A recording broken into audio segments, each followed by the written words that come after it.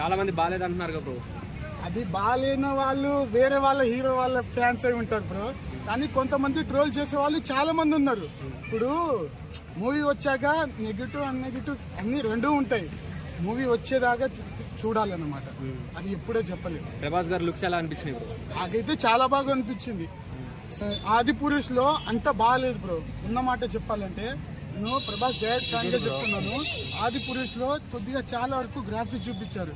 ఇంకోటి మన అది ప్రేమ కథ ఏదో తీశారు ఆది పురుష రాధేశ్యం, దాంట్లో కూడా అంత ముఖం సరిగ్గా చూపెట్టలేదు.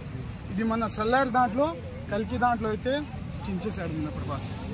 సాహో తీశారు, వర్కౌట్ కాలేదు. ఆది పురుష్ కూడా విఎఫ్ఎక్స్ బాగాలేదు అంటున్నారు. మరి ఈ మూవీలో ఎలా ఉంది? ఎలా నాగేశ్వరం కొంచెం ప్రామిసింగ్ డైరెక్టర్ అయిపోయాడు. నాగేశ్వరం నమ్మే ఇదే చూస్తాం. మన ట్రైలర్ చూసాం కదా, ఎంత బాగుంది. చాలా రియలిస్టిక్ గా, చాలా న్యాచురల్ గా విఎఫ్ఎక్స్ హాలీవుడ్ రేంజ్ తీసుకెళ్ళారు.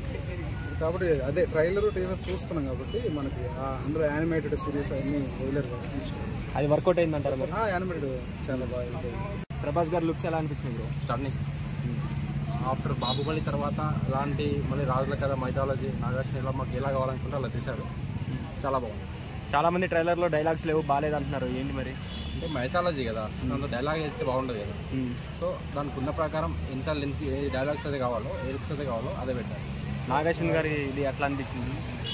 నాగార్జునది ఆల్రెడీ మహానటి చూసాం కదా, చాలా బాగుంది. సో అలాంటి మళ్ళీ అంత పెద్ద సినిమా కల్పితోనే వచ్చిందని మేము అనుకుంటున్నాం.